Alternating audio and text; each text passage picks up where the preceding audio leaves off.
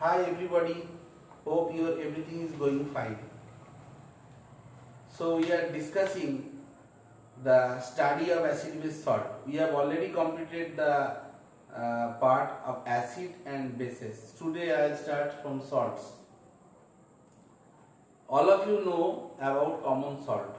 Every day we are taking this salt with rice or in different vegetables or foods. Without salt there is no taste. So you can understand the importance of salt. Now what is the definition of salt? A salt is an ionic compound which dissociates to yield a cation other than H plus and an anion other than OH minus ion. If we think about NaCl, sodium chloride solid, it is a salt. If we take water, it will dissociate into Na plus ions and Cl minus ion. So here Na plus is cation and Cl minus is anion. That is why it is called salt.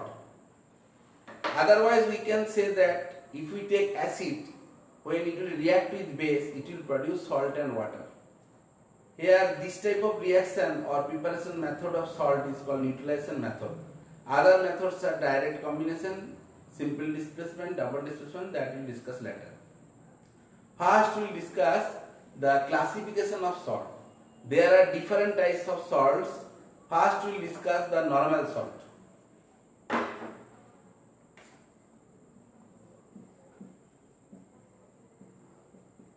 Normal salt. Now what is normal salt? Salts do not contain any replaceable hydrogen atom or H plus ion or hydroxyl group or OH minus ion is called normal salt. Here salt is formed by complete neutralization process of acid by bases. We can think about sodium chloride. Here this is called normal salt. Why? There is no replaceable hydrogen or no replaceable OH minus. Actually it is formed by taking NaOH plus HCl forming NaCl plus H2. If we take sulfuric acid, in this sulfuric acid there is two OH group. So two hydrogen atoms are present. So here if we first add NaOH, then one hydrogen will be replaced. That will form Na plus O minus S double bond O OH. Now if we add another mole of NaOH or another molecule of NaOH in case of one molecule of this salt, then it will form O minus Na plus S double bond O minus Na plus H2. Here also formation of H2. So in this case Na2SO4 is a normal salt, but we cannot say that NaHSO4 is a normal salt because here one replaceable hydrogen is present. In the similar way, if we think about any base,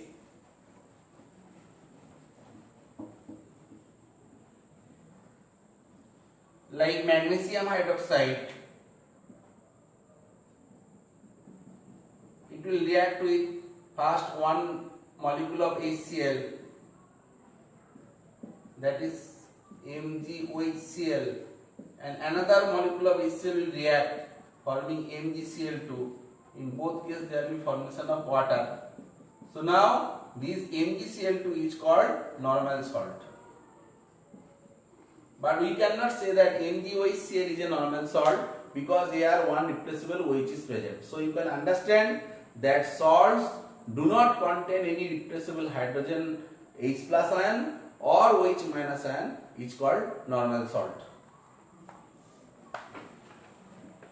Next we will discuss acid salt. Now what is acid salt? salts contain one or more replaceable hydrogen atom or H plus ion in their molecules are known as acid salt. Here the salt is formed by partial replacement of the replaceable hydrogen ions of an acid molecule by a basic radical. If we think about NaHSO4, next we are discussing acid salt. So acid salt example is NaHSO4, NaHCO3. So in this case, NaHSO4 one hydrogen is replaceable. Here all are not completely replaced. So here sodium bicarbonate one hydrogen is replaceable. So that is why it is called acid salt. If we think about carbonic acid, this one is the structure of carbonic acid. Then if we add only for one molecule, if we add only one HCl,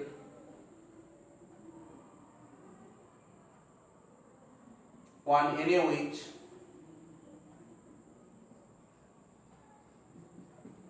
then it will form C double bond O minus Na plus OH plus H2. So this is sodium bicarbonate. So when carbonic acid is reacting with NaOH, one molecule or one mole carbonic acid is reacting with one mole NaOH, then there will be formation of NaCO3. In this NaCO3, we observing here one thing, that here from this structure of the molecule or ion or ionic compound, that here one replaceable OH is present. That is why it is called acid salt. In case of NaHSO4 also, the structure is like that. Here also one replaceable hydrogen atom is present. So that is why it is called acid salt. So salts contains one or more replaceable hydrogen atom, that is called acid salt. We can think about phosphoric acid. In case of phosphoric acid, if we take the sodium salt NaH2PO4, P double bond O, OH, OH, O minus, Na plus. So here this is also NaH2PO4. Here two replaceable hydrogen atom is present. So that is why it is a acid salt. Hope all of you can understand what is acid salt. Next we will discuss basic salt. Salts which are formed by the incomplete neutralization of polyacidic base or polyacid bases, then it is called basic salt. In basic salt contain generally one or more replaceable hydroxyl groups. If we take the base like magnesium hydroxide, so this is a diacidic base. Here one mole HCl will react, it will form magnesium hydroxy chloride plus H2. Now here one mole replaceable OH is present, that is why it is called basic salt. If we think about the lead hydroxide, PbOH whole twice, if we react with one HNO3, then it will form lead hydroxy nitrate plus H2. Now here one replaceable OH is present, that is why it is called basic salt. So in this way we can classify the salt mainly into three categories. One is called normal salt, another is called acid salt, and the last one is called basic salt. Next we will discuss about the solubility of salts. Generally all of you know that sodium, potassium, ammonium salts are water soluble. All nitrate, nitrite salts and bicarbonates are water soluble except sodium bicarbonate or potassium bicarbonate. All chlorides are water soluble, but silver chloride, mercurous chloride, lead chloride, they are not soluble in cold water. Lead chloride is soluble in hot water. All sulfates are water soluble except lead sulfate, barium sulfate, silver sulfate, they are insoluble in water. Next, all carbonates, hydroxides and phosphates are insoluble except sodium, potassium and ammonium salts. That means ammonium hydroxide, ammonium phosphate, sodium, potassium phosphate, they are soluble in water. Otherwise, carbonates, hydroxides and phosphate, these salts are generally insoluble. And finally, we can tell that all oxides, sulfides, they are generally insoluble except sodium, potassium oxides are water soluble. Like Na2O, K2O, they are water soluble. Next we discuss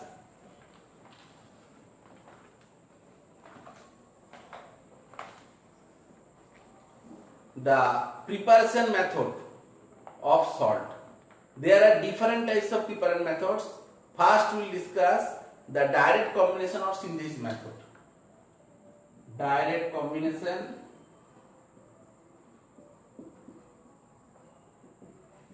or synthesis method.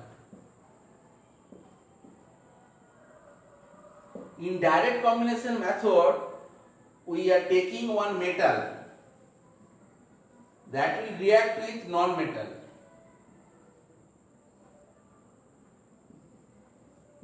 And there will be direct combination, finally it will form salt. We can think about the reaction of iron and sulfur. If we take iron and sulfur and apply heat, there will be formation of ferrous sulfide.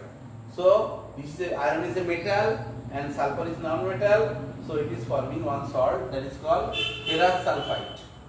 If we take iron and chlorine, twice Fe plus thrice Cl2, we apply heat, that will produce twice FeCl3. So here iron is metal and chlorine gas is non-metal.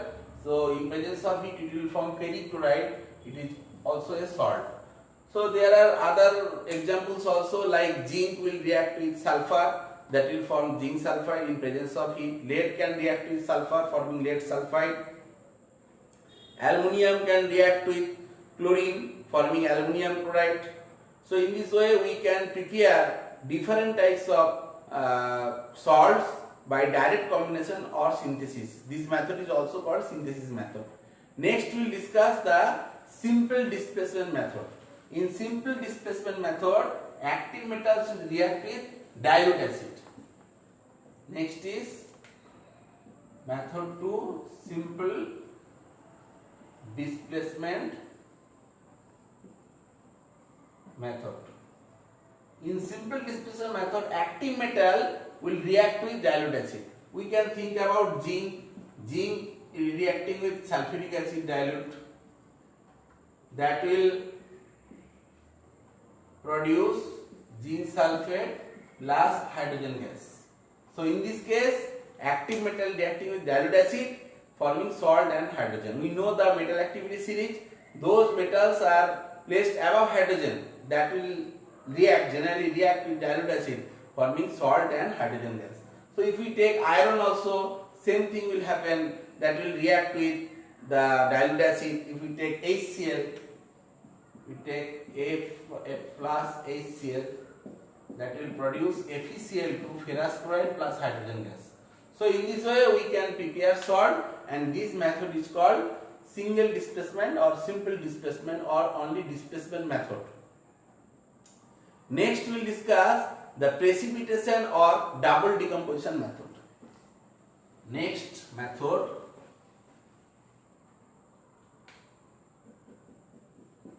precipitation or double decomposition. So in this method we have to take two soluble salt, and when we add these two soluble salt in aqueous solution, they will form one insoluble salt that will be precipitated, and the soluble salt, another soluble salt will remain in the solution. We can think about the example of sodium chloride solution, aqueous solution, that will react with silver nitrate aqueous solution, and that will form a white cardinal white PPT of silver chloride plus NaNO3. So this is one salt that is insoluble, and this is soluble salt. Okay, so in this case the salt that one salt is producing, that is insoluble and precipitate from this solution. We can think about the another example like zinc nitrate, and if we add sodium carbonate, that can produce sodium nitrate and zinc carbonate.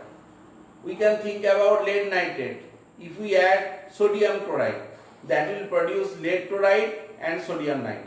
So these are the precipitation or double decomposition or double displacement method by which we can prepare salt. Next we will discuss the neutralization of an insoluble base.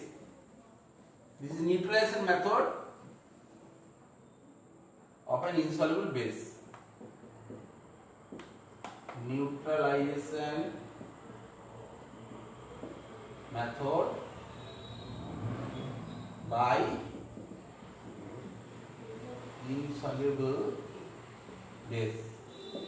We can think about one insoluble base, that is copper oxide. If we take copper oxide, that will react with sulfuric acid dilute, or take concentrate also. Okay, so that will take concentrate, no problem. So that will react with copper oxide H2SO4 forming CuSO4 plus H2. So now this one is copper oxide is insoluble,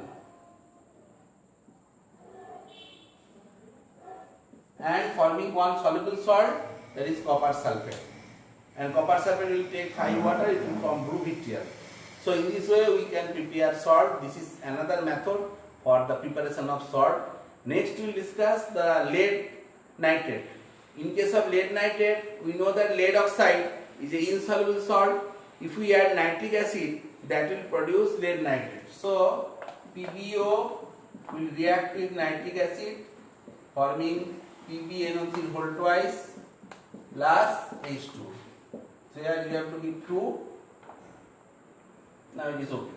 So in this way we can prepare the salt by neutralization method. Here acid reacting with base forming salt and water. This is a neutralization reaction. So here the base is insoluble. So now you can understand. Next process we will discuss neutralization of an alkali. Alkali, you know what is alkali? Alkali are water soluble base. So this is the neutralization method by water soluble base. Next, neutralization method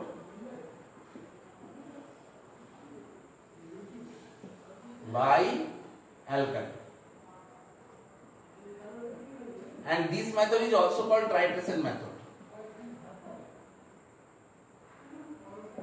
Now, what is titration method? In titration method, we generally take one long pipe, that is called burette, another is called pipette.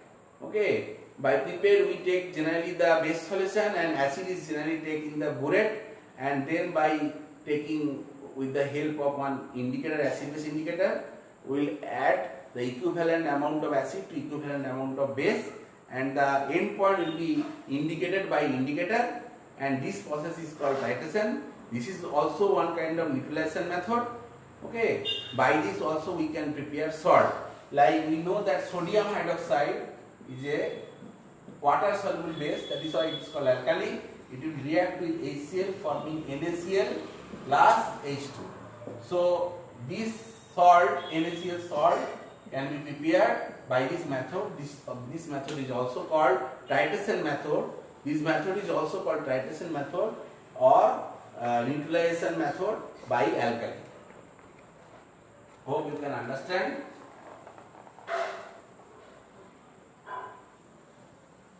When school will open, then I will show you how titration is done by taking with the help of burette and pipette. Actually, in conical, we have to take the base with the help of a pipette, then by the burette we are adding the acid, and in this way with the help of indicator we determine the end point Okay, if we add excess acid, then there will be problem. So in this way we can determine the neutralization or end point of the titration, and then by the evaporation of this solution we can get the corresponding salt. Next we will discuss the salts preparing by dilute acid on carbonate or bicarbonate. So if we take any bicarbonate like lead carbonate or calcium carbonate I am taking, if we add HCl, then it will produce calcium chloride plus carbon dioxide plus H2. So in this way we can also prepare salt. So this is the last method. Here we are taking calcium carbonate as well as acid forming the calcium chloride, carbon dioxide and water. If we take any bicarbonate like sodium bicarbonate, if we add HCl, then also we will get that corresponding salt NaCl plus H2O plus carbon dioxide gas. So carbon dioxide is a gas, it will leave the reaction mixture. So in this way we can easily remove this CO2 and there will be NaCl water. Just by evaporation we will get the sodium chloride. As like as if we take sea water, there is sodium chloride. If we evaporate the sea water, we will get sodium chloride. But there will be mixture of other salts. That is why we have to refine the sodium chloride in different processes. Next, we will discuss the properties of salt. Action of dilute acid on salts. So we know that salts like carbonate, salts like bicarbonate, salts like sulfide or sulfide, that will react with the acid and produce corresponding salt, water and different types of gases. So if we take sodium carbonate, that will react with HCl forming twice NaCl plus CO2 plus H2. If we take sodium bicarbonate, just now I have shown you, if we react with HCl, that will produce NaCl plus carbon dioxide gas plus H2. If we take ferrous sulfide, FeS, that will react with HCl forming FeCl2 ferrous chloride plus H2S gas. All of you know the smell of H2S is rotten smell. So from here you can easily understand it will also turn the lead acid paper black. Next we will discuss that sulfide. If we take Na2SO3 and if we react with HCl, that will produce twice NaCl plus SO2 plus H2. So in this way we can prepare sulfur dioxide gas, carbon dioxide gas. So these are the one properties of the salts, that action of dilute acid on salt can produce different types of salt, can produce different types of gases as well as the corresponding salt. Next we will discuss the hydrolysis of salt. If we take salt like NH4Cl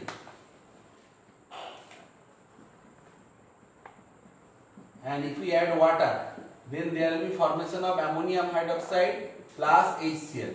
So ammonium hydroxide is a weak base and HCl is a weak acid. So in this solution, concentration of H plus will be greater compared to OH minus. So the nature of the solution will be acidic. Next example we will take sodium bicarbonate. Here if we add water, then it will form NaOH plus H2CO3. We know that NaOH is a strong base and H2CO3 is a weak acid. So in this case, here ammonium hydroxide is a weak base and HCl is a strong acid. That is why concentration of H plus will be greater compared to OH minus. But here NaOH is a strong base and H2CO3 is a weak acid.